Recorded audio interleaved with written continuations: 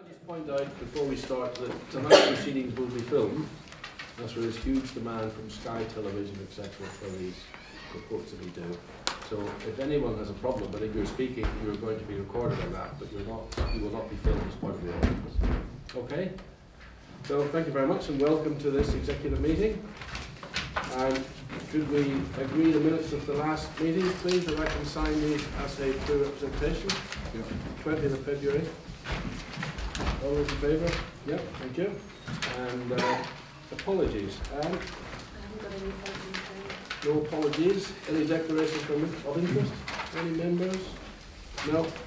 So we move then to the public question time, and if I could just point out that the council meeting starts at 8 o'clock. So we will try to keep, we will ensure everybody's question is answered, but if we could try to keep to the points, that would be good, please. Okay, so we start off, please, with Jan Bird, please, and your question. Yes, please.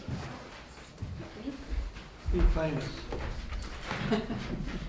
Hello.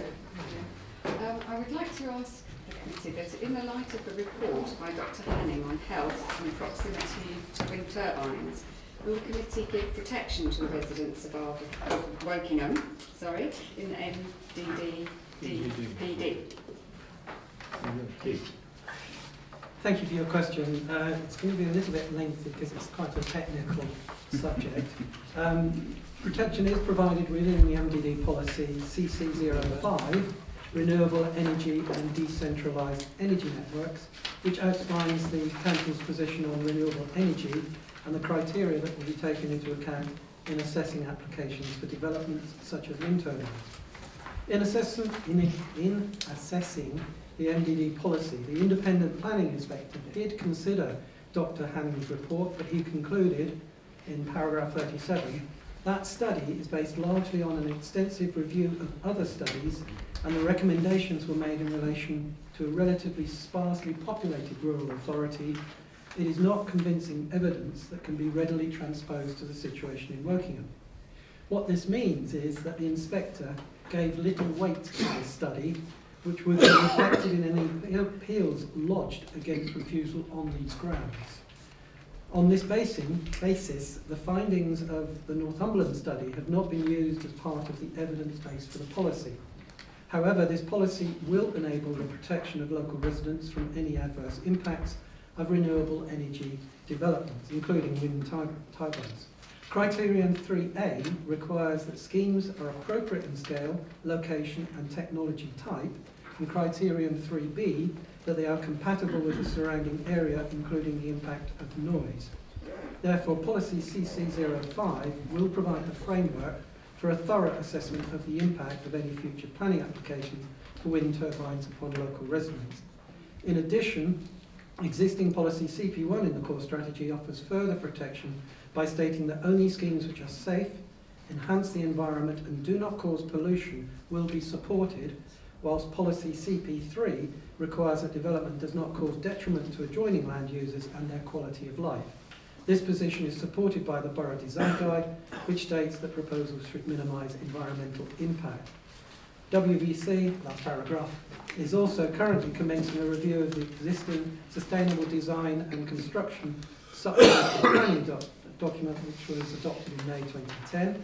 And as part of this process, which is still at an early stage, we are currently considering what additional guidance could be offered on various issues. And this document could potentially include further advice about wind turbines to guide applicants and decision makers. Apologies for that. Did you get all that? Do you have a supplementary? Yes, I was with you because, I submitted the evidence to the inspector myself a while ago, and I understand his comments that that it perhaps wasn't relevant to this area, this specific area, but I have submitted to all of you in the last few days evidence that Christopher Hanning did assess the particular area around Rushmead when there was the planning application for the wind farm at that time, and that does actually document particular properties that are at high risk because they are in a rural setting. And so I would ask you to give good consideration to the idea that a specific separation distance is included in the MDD for our protection. Partly, and I'd like to make a couple of points, further points now, if I might, and that's that other councils are putting in some separation distances to protect their residents, Wiltshire for example, and therefore those that don't may well find themselves vulnerable to speculative applications, which is a waste of time for everybody, as the previous one was that we had. So I would like to take this last gasp opportunity for you to give this some consideration, and if there's a good reason for not protecting us specifically on this issue of the separation distance, because it does waste everybody's time. That the experience that we had before was hell for residents and cost us a lot of money, and I'm sure cost the council a lot of money. So if there could be a belt and braces approach, I'd be very grateful to that. I have spoken with some of the officers who have talked about the fact that we could get some of the lower policy, the planning policy, but that would be difficult because I've also been told by them that it needs to be consistent. Okay, sorry, Janet, if I could just interrupt. I'm sure that Keith will say that in answer to that, we will certainly look at those options and give them our serious consideration. Would you agree with that? Sorry for answering on that. That's okay. Just that it's, we won't be. Thank you. We won't be in a position to modify the MDD because that basically puts it all back about 18 months. And we would lose everything within MDD. But certainly, as I said about the sustainable design and construction, I will make sure that your comments, and please feed new comments into me. Come nearly a year ago to the inspector with this evidence. But the inspector can I make sure that I have this in writing, because again I did speak to the officers, had a meeting with the officers about 3 weeks ago with the witness, and I was told I would be given minutes of the meeting and I haven't received any. Yes. Thank you. Thank you. Tim Cox, please. Mr. Cox, are you here, sir? No. Oh, Mr. Cox will receive a written answer. Richard Peake, please. You have a question, sir. Do you want to take this as read, Keith? Okay. Right. A much shorter answer here. Any plans to build a bypass at Arborfield would absolutely include looking at the issues of flooding on the A327. A report is going to the Council's executive in March to consider the next steps in relation to this project, and we have recently commissioned a piece of work to look at network flooding in a number of places on the highway, and this includes the A327 at Arborfield. Just as for information, by the way, there is no weight limit on Arborfield Small Bridge. The Rushy needs consultation.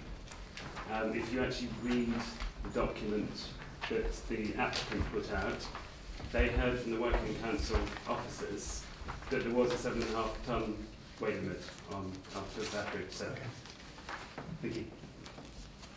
Thank you very much. Clive Cox, please. Mr. Cox. It's not Mr. Cox. Mr. Jones. Yes. Clive. There was an error. As opposed to Tim Jones. Right, thank you. Okay, can I ask a question that's standing Yep. in my name? Yes, Mr. Cox-Jones. Thanks for your question. The Council is always looking for additional sources of funding to help improve the road network and protect homes and businesses from flooding. We will be looking at the possibility of applying for funding from the European Union Regional Development Fund that would contribute to these issues. And perhaps I can just add what has already been alluded to by Keith there, that very much this Council will be looking at some of these issues. Good. Thank you very much. I'm very pleased that you're going to be applying to the Regional Development Fund, and hopefully it can be used to stop the flooding that happens around the Loddon Bridge roundabout and along the road between Arborfield and Chipfield. Thanks very much. All I can say to that is that we don't always come very high up in the pecking order for such money, but we can try. Thank you very much. Jenny, please, your question. Thank you. I'd like to ask a question from you. Good evening, Jenny. Nice to see you again. As an experienced former borough councillor with an extremely long experience on the planning committee, you will know the importance of the inspector's opinion following the public examination of the MDD. The only thing that has any legitimate weight in any planning application is what the inspector has agreed with. Anything else will have little or no weight. What this actually means in practice is that any new policy outside of the MDD will not have much value or weight in any planning decision, particularly if it has already been considered by the inspector. So any refusal based on these new policies would be immediately appealed, and because of the limited weight and the inspector's view, then such a refusal will be easily overturned and planning permission granted. As I said, the MBD inspector turned down both the proposals for a new local green space policy and the comments on the site of urban landscape value, the SOL. So the request made in this question would have no value in a planning context, and it would be pointless implementing it. Have you a supplementary, Jenny? Yes, I'd just like to say I don't think any of us actually saw the council's submission about a local green space policy, so it's difficult for me to comment not having had experience of that. But it seems to me, and both Woodley and Early Town Council, that the SULV policy that is in place currently is remarkably similar to the one that was in place before and had absolutely no effect on the development that this council wished to put on the land, i.e. a school, a sports pavilion, floodlighting, houses to the rear of Pitts Lane, and by the way the map is titled incorrectly because it does go into the rear gardens of Early, and also the, as you're aware, the retirement home that will be put on the playing field. And it seems, well, I suppose we have to go by what the inspector says, but I would like to know what steps you will, as an executive member for planning, take to ensure that this Woking Borough Council Planning Department will enforce the SULV policy as much as they possibly can, because they seem to be only too willing to ignore it when it is important to both Woodley Town Councils and Early Town Councils. This is the only green space we have between us.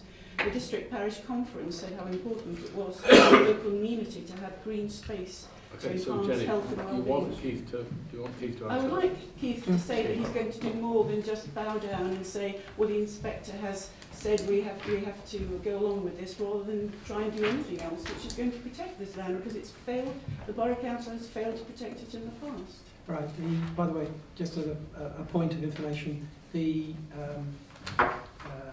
proposals for the local green space policy and the extension of the SULV was your proposals that you submitted and you circulated around. That's what I was referring to, and that's what the inspector responded to. So this council never actually submitted. I don't know the detail. I don't know the detail. But that's, well, that's shocking. Would you like me to answer the question? I would like you to answer the question. Attack me. In terms of the enforcement, absolutely, it will be enforced. It's now in the portfolio of John Kaiser, Councillor Kaiser, who is already upping the enforcement regime. Thank you very much. The last question we have is from Paul Montgomery, please. Mr. Montgomery here? No? We'll receive a written answer to that. Oh, sorry. Yeah, we now have a question from a member question. Michael Fremington, please.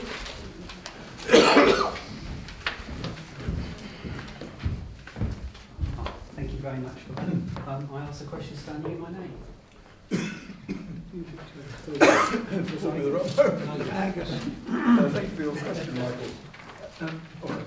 Thank you for your question, Michael. Whilst flooding across the borough is very disruptive, flooding of property is relatively rare. Where residents are in distress, the council has been supplying aid in the form of sandbags, pumping facilities and temporary communities. In extreme cases, facilities have been to put people up where they've had to evacuate their homes. And this has been primarily up on the Thames. More recently, we've worked with the Army, the Fire and Rescue Service and others to proactively go around areas flooded or liable to flood to check on our residents. We're now going into the recovery phase, by the way, as of today. The council staff and its contractor Balfour Beatty have been working around the clock to monitor the ever-changing situation and respond when necessary. Over 15,000 sandbags were distributed, and we must thank our volunteers from CBEV, which stands for, or used to stand for South East Berks Volunteers, it's got a different name now, in filling the bags. Where roads are impassable, signs were erected. The borough has invested in various message signs to help give drivers advance notice of potential problems, and you still see these up in relation to Sonning Bridge. Anyone can and should sign up to a text and email alerts, and hopefully they'll be operational for the next event. Road flooding obviously has a significant impact on people's ability to travel. To address this, the council has commissioned a working group to look at what could be done at key points on the network that will reduce the impact of flooding. And I think the main key points are the Showcase Cinema roundabout, Mill Lane Sindlesham, the A327 Arborfield Road, which we referred to just a short while ago, the A321 just short of Henley Bridge and in Hurst, and Sonning Bridge area. Flooding on all the above has a huge impact on the network, and being able to reduce the likelihood and frequency of flooding at these locations will have enormous benefit to residents and businesses. In addition, the borough continues to work closely with local flood risk groups and the Environment Agency to identify ways to protect essential infrastructure as well as homes. Recent experience has shown work done on small schemes and individual house protection since 2007 has paid off in the floods since Christmas. Finally, the borough is working with other authorities to raise the profile of a potential third Thames crossing. Such a bridge would reduce the pressure on various parts of the working road network and help alleviate congestion, not only during times of flooding. Thank you, Angus. Michael, have you a supplementary to that? Yes, I do to that one. I'd like to thank Angus for a very forward, informative answer to my question there, and I do welcome the working group that's going to be set up. I think it's a very good idea. But I just really want to ask with regard to the River Nobble, are there any plans to dredge it, bearing in mind that dredging has been an issue with the Environment Agency in other parts of the country, especially Somerset levels and obviously the Thames Valley here as well? I thought that might be your supplementary. It is the Environment Agency's responsibility to keep rivers clear, and work was done a while ago to clear vegetation, broken trees and branches, especially around the area of the pub by the long roundabout, the door. The EA will review whether dredging would help, but I know in respect of the Thames, they have studied, and in most areas I understand they have found over a year such a river effectively self-dredges. So as part of the post-flood reviews, we will ask about Loddon, but I'm giving no promises that dredging either would be done or actually would be the answer, but we can ask. Okay, if you can keep us advised on that, would be great. Thank you. Right, thank you very much. And if we move then to matters for consideration, the first one is the housing revenue account on page 12. John, this is a good news item. Yes, thank you very much, Chairman. The housing revenue account, or the HRA, is known as a ring-fence fund. This means that the HRA must be self-financing and expenditure must be paid for by the council tenants through rents and service charges. HRA expenditure cannot be funded by council tax, and similar HRA income cannot be used to pay for general funds. What this paper aims to do is to set the proposed rent levels for council housing and council home garages to reflect last year's costs and also inflation. And in addition to which, there's been a removal of a welfare grant, also reflected in the figures, and the ongoing repairs that we're doing in houses. So I recommend the paper to the committee. Thank you. Any questions on that? Anthony. I just wanted to comment that the work we're able to do on repairing and improving the quality of the council house stock is directly related to the grant from government, but perhaps more importantly from our buying ourselves out of a subsidy of property we thought we owned but discovered that we had to pay the government rather a lot of money. But it hasn't meant that instead of giving 40% of our rents away to the government to spend elsewhere, we've been able to keep those in-house. I'd also like to comment that we did a very good scheduling of the debt, which has meant that the cost of the debt is much lower than it would otherwise have been, and therefore the opportunity and ability to invest in our stock is far higher than it's ever been before, and that's a credit both to the finance team and also to the people running the social housing. Thank you. Robert. John, I think it's a good paper, and it's does a very good job actually of explaining just how this works. There was one question on page 13, and you get about 2/3 of the way down into para 4, just above para 5 actually. And it says the last sentence, the ending of convergence will mean a loss of 4.8 million in rental income over 10 years, etc. Assume the proposed new scheme starts in April 15. Is that, I didn't quite thought that tied up with actually the figures you're looking at. Perhaps you could help me out there. Thanks. Could you help me with that one? Because I'm not quite sure why that was. Sorry, run that past me again. Well, it's page 13, this one, para 5. It's just above para 5. The last sentence is about convergence. Yeah, what we have done, some of the money that we've borrowed, we have effectively funded internally, because we have something like 70 million investment, because we get money from the government before we actually pay the projects. And so we've been able to self-finance an element of the HRA debt ourselves, and therefore earn interest for the general fund. Right. Okay. Anything else on that? It's good news. Yeah. Yeah. We're using their own money rather than... That's the Rather answer. than That's banking. we're using their own money rather than... Thank you very much. Very good.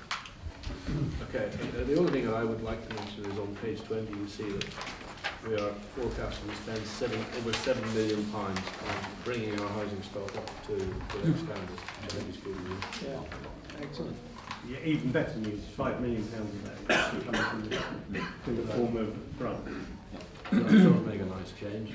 Right, all those in favour of the recommendation that goes to council, yes? Thank you. And we move to page 22, capital programme. Anthony. Thank you, Chairman. Yes, this is our capital programme for the next 3 years, which is part of a sort of 10-year capital programme. On page 23, you can see that we are heading into significant investment over the next 3 years. It was not so long ago that we were only spending about 30 million a year, and now, particularly with our spending on schools, we've got sort of 80 million, 102 million, and 61 million over the next 3 years. And you can see on page 23 how that is set out between the different departments. Again, I draw your attention to the grant levels that we're receiving, 23 million next year on ring-fenced grants, most of those will relate to education, 32 million over that year, another 10 million and 9 million following that year. So a significant amount is being funded by grants, but we are also funding quite a bit by borrowing in order to support a lot of the work that we're doing. Page 24, you can see at the top the link between the Council's capital programme and funding. We've financed and covered the first year. The second year there is a little bit of a deficit, but there is effectively, and there's also a deficit in the second year. So next year we're going to have to spend some time trying to work out how to balance that, our aspirations against our income. But hopefully we might find the government being a bit more generous. They might pick up the slack. Who knows? Moving on to the detail, you can see on the capital services budgets, I know it's not that legible, but you can see the detail. A lot of what we spend are small amounts or relatively small amounts, and it also includes some more detailed information as on page 31 on the area that John was just talking about. We also have quite a bit that's, we set a budget, we go out and we commission some work. Sometimes that work doesn't start straight away at the beginning of the year, and it can take more than 1 year to complete the project. So we have something like 27 million that's been already approved that we are implementing, and no doubt that will continue. But I'm happy to take any questions, Chairman. Any questions? Pauline? Not really a question, more of a comment. I'm really pleased to see the capital expenditure on Bournemouth School for next year, which is the largest capital expenditure, I think, in the schools section. And certainly as a parochial interest, being one of the schools my residents go to, I'm very pleased to see that we continue to invest in improving the facilities for the kids there. Yes, I think a lot of credit needs to go to the management team at the school, because when we approved that spending, it was very much based around the business case that they put together to improve the educational outcomes of that school. And it was one of the more impressive papers that I've seen from any institution, and so we're very pleased to support that at the time. Charlotte? Chairman, also I just want to say that that project is moving very well at Bournemouth, but also within this plan on page 25 we've got also investment for a school in the southwest. We've already started consultation with the community in the south of the borough, which is going very well, and we've also got a free school group that come together, and they've already started engaging with us as well about building a school in the south. So there are parallel plans already in motion for that, in that line there where it says new secondary school in the southwest. Also we've got another line which says investment in secondary schools, and subject to approval tonight, I'll hopefully be bringing a paper later on to executive to ask for approval for allocating some of that money to Embrook School, approximately £2 million for Embrook School to help with their continued improvement.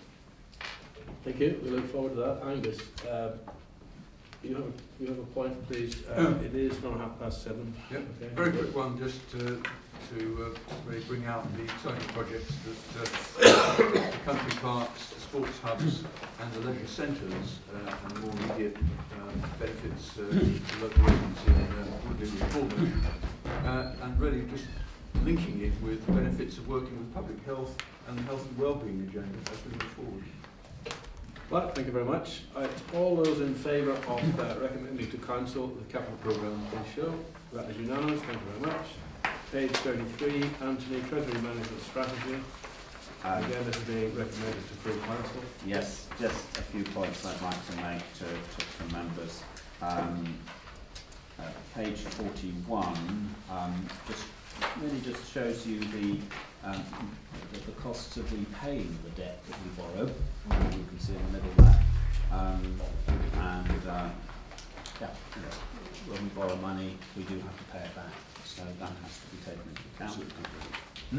Still a good rate, absolutely right. And I think that's the other point on page 44. Again, points more in this area, but the HRA debt of 102 million, which is what we have as a facility, and we have currently underspent that, so we have some in hand for future drawdown should we need it. The other point I wanted to make, again, page 46, on the table you can see the amount of internal borrowing that we're expecting to undertake, which again provides contributions to the general fund, but also means that we are less dependent on government or capital markets. Also the debt maturity table, it shows that the fixed term debt is mainly due over 10 years. Again, we've done a lot of work scheduling our debt into the long term over the last few years. So the short term debt is much more short term. Sorry, the variable debt is much more short term, but again that's because short term debt has quite low rates and we expect those to go up, so at some point we'll be taking that into account. Debt rescheduling, again, we've done a lot of work in the last 5 years on getting the best deals for our debt. You can see the investment strategy in 44.5, what we are getting in interbank rates and what we're getting. The main announcement I wanted to make tonight is that we have now received all of our money back from Lands Banking. there was a opportunity to sell the debt into the market about a month ago, and we got something like, well, we've overall we got our money back, and we recouped over 96% of the money that we originally invested. Is that both banks? Yeah, overall. Yeah. And I think, given that I reckoned at the time that we would get at least 95, I'm pleased to announce to you that we've got 96. Best in the others. So I'm very pleased with that. But I'll take any questions, though it is quite a complicated document, but as we become more dependent on borrowing for funding our capital programme, it becomes more important. Thank you. Any questions? Okay, can we straight to the vote that we recommend the Council the approving of the Treasury Management Strategy? That is unanimous. Thank you very much. Page 69. Me again. The fees and charges are a lot of schedules which are difficult to read, but I think do cover, it shows you actually how much we do and how much we do charge for. And the summary movements on the budget are on page 110, 11 and 12. But I'll take any questions, but I think we're just recommending this on, and I'll talk about it later. Any questions? Straight to the vote, please. On page 69. That's unanimous. Thank you very much. Homeless strategy. John, page 113. Thank you, Chairman. Tackling and preventing homelessness forms a key part of the Council's vision. A great place to live and an even better place to do business. The priorities for delivering this vision, including the provision of affordable homes, looking after the vulnerable and improving health, well-being and the quality of life of borough's residents. Working closely with our partners and drawing upon a wealth of expertise and knowledge, our goal is to work with and improve the lives of all our residents. This strategy comes at a time of change when we prepare for the formation of new communities and the strategic development of cases. It is crucial that we continue to be outcome focused, ensuring we offer a good customer service and work closely together with partners to come up with a creative solution which meets residents' needs. And I recommend this paper to be adopted on that basis. Thank you very much. Rob. Not a question, John, but I just want to compliment you forward actually on page 120. And I think that's a really good practice, with a jolly good outline of what is in here. And prevented any places, because I read that and it's very clear. So well done and thank you very much. Good paper. And if I could remind everyone that that's what we'll see on all reports in the future. Any other questions on the homeless strategy? All those in favour of the recommendation? Unanimous. Thank you very much. We move then to we move to page 144, the MDD. Thank you, Chairman. The MDD has reached the conclusion of quite a lengthy evaluation, and we've touched on it earlier from a question. What this basically does now is provide a tremendous amount of protection from a planning perspective in a whole host of areas on policies. One of the key ones is that the inspector has declared that we have a 5-year land supply, and that has been referenced in subsequent appeals as well. And that allows the council to control significantly better development within the borough. It also has policies for minimum space standards, quality of homes, density, etc. So it's a very, very good package. I praise the inspector for allowing us to get through this, but I'll take any questions. Thank you, Keith. Any questions? Keith? Sorry, John. Yes, Chairman, I'd just like to reiterate, I mean, it's a very important piece of work, as I share the planned portfolio with Keith, and I believe this is a very important document. Angus? 2 points, Chairman. One, to how pleased I am to see the amount of environmental benefits there is within the MDU. The next slide is really a question which I'll ask in more detail at Council, but to avoid duplication of time now, I'll bring it down to asking the executive member if he would explain the effect if a change were to be made at this stage to this document. Basically, it would put everything on hold. So every single approved policy within the MDD, and there's 200 pages worth, would be put on hold. What that will mean is that it will have no weight at any planning application. So it will be in a worse position than we are now. We would have to reopen the full public examination. So the earliest we could bring this to fruition with a public examination would be probably 12 to 18 months. And who knows what the inspector might say. So all the benefits, all the gains we have from this will be lost. Hopefully that answers the question. Right. All those in favour of the recommendation, please show. That is unanimous. Thank you very much. And we now move to page 174, the was it City Deal? 150. What did I say? 170. Sorry, was I trying to miss one of your picture? I can't imagine why you would want to do that, Charlie. But I mean, do realise we're pushed for time, so I'll be fairly. This is about the City Deal, the famous City Deal. And the recommendations on page 150 are a very good summary of the actions needed. But I will just draw your attention to the setting up of a joint committee across the 6 unitary councils working within the framework of the LEP, as the Local Enterprise Partnership, to manage this process over a 3-year programme. Designed to work closely with business, the City Deal has some very demanding targets, as listed on page 152. The targets are all there. I won't go through them, but they're all there. And while that is Berkshire-wide, Woking will also have a need to work up its own needs and requirements, which we plan to do within the City Deal operation. Other opportunities include a business growth hub to support a growing number of small and medium-sized businesses, of which we are very supportive of. And so I've already quoted the vision tonight, but I'll re-quote it: a great place to live and even a better place to do business. And we have to demonstrate that. It's about employment opportunities as well.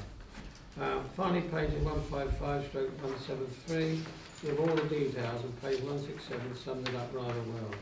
As you will note, the welcome move to give much enhanced career support and advice to young people, which is part of the City Deal, and our wish to make it far easier and friendly for young people to pursue the wonderful opportunities of apprenticeships.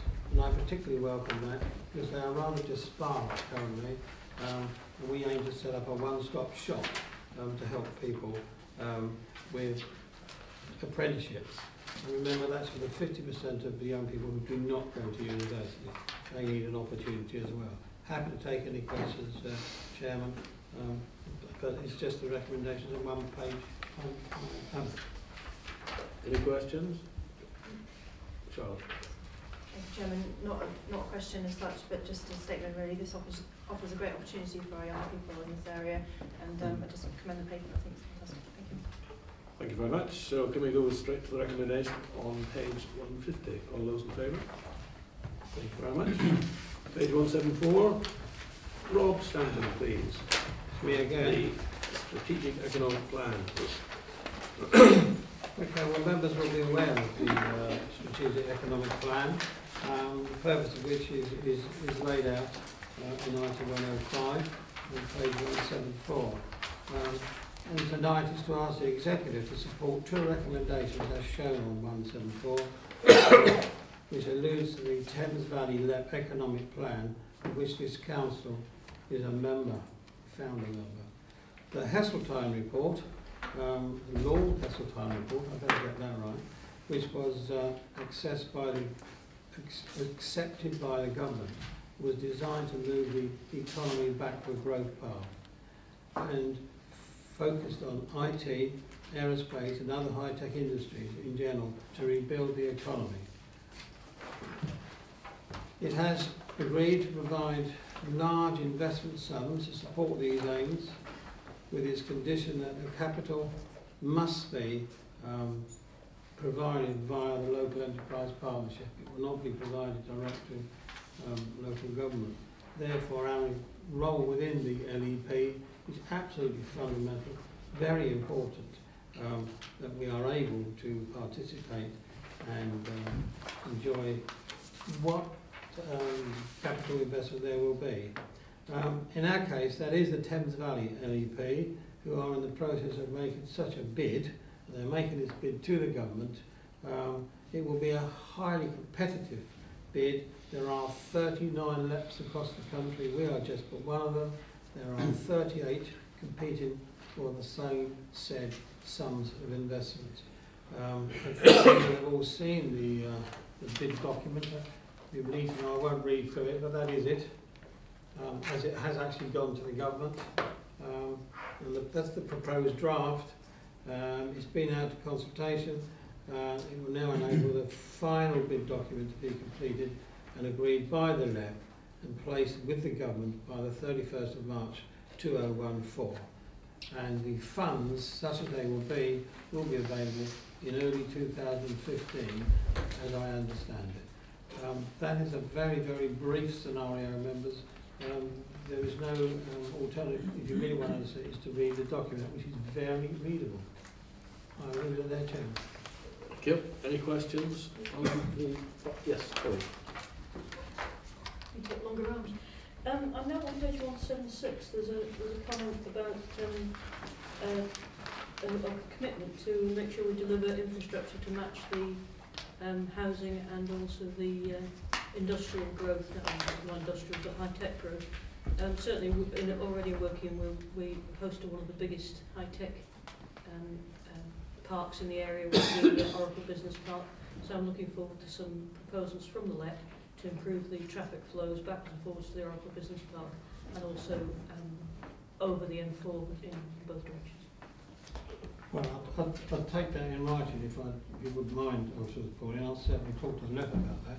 There's absolutely no doubt whatsoever that infrastructure is a very big part of what the LEP is doing. It's also working avidly with the key employers in those business parks, including the Thames Valley Park. But you're absolutely right. I think we're a very successful economy. In fact, I think we are the #1 in England for high-tech companies. And of course, we also have the wonderful benefit coming down the route of the science park, partly owned by Reading University, developed by Reading University. So there are huge opportunities for high-tech business and growth. Thames Valley, incidentally, is the second biggest economy in England after London. So we have to not only develop it, but look after what we got. We've got some key employers here, which we need to work with. But I take your point, and I would welcome you to start on an email. I'll certainly pursue that. Thank you very much. Thank you. Okay, can we go to the recommendation of page 174? All those in favour? Thank you very much. Page 178, Charlotte, special education needs for the Thank you, Chairman. You may remember that in June 2012 we had a send review paper which was brought to executive then. We subsequently consulted with stakeholders and tonight we're bringing proposed changes that require statutory notices. And our review has spotted a number of things that were very out of date. The key to this paper is in the wording about the recommendation. It's a publication of the school organisation proposals, and it is, as I said, a consultation paper. And the recommendations from that will then be brought back to the Director of Children's Services and myself to make the final recommendations.